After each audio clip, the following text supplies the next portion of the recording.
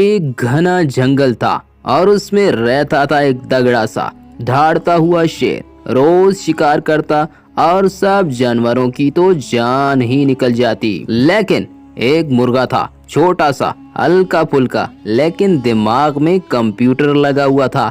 جیسے ہی شیر آتا، مرغا درخت پر چڑھ کر چلاتا، شیر آیا، سب بھاگو، اور پورا جنگل دوڑ پڑتا جیسے کوئی ریس ہو رہی ہو۔ شیر بیچارہ کھڑا رہ جاتا، منہ لٹکائے، نہ شکار نہ ناچتا، پیٹ پیٹ کر کہتا یہ کیا ہر روز ہوتا ہے یار۔ پھر ایک دن شیر نے گھر گھر کے کہا اب بس، یہ مرغا تو ہاتھ سے نکل گیا، اب میں اسے سبق سکھا کر ہی دم لوں گا۔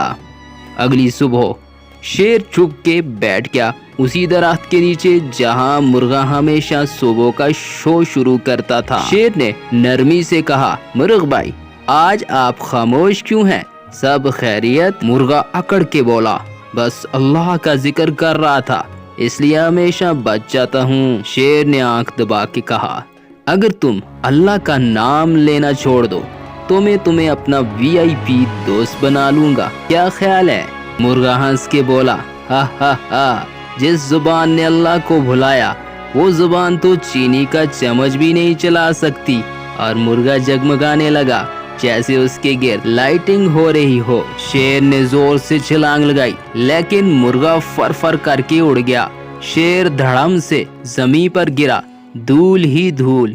او میری کمر! مرغا ہوا میں اڑتے ہوئے بولا صرف زور سے نہیں بھائی، دماغ، دعا اور دل سے جیت ہوتی ہے۔ تو پیارے بچوں یاد رکھو، اگر دماغ ہو، ایمان ہو اور اللہ پر بھروسہ ہو تو شیر جیسے دھاڑتے دشمن بھی صرف دھول چاٹیں گے۔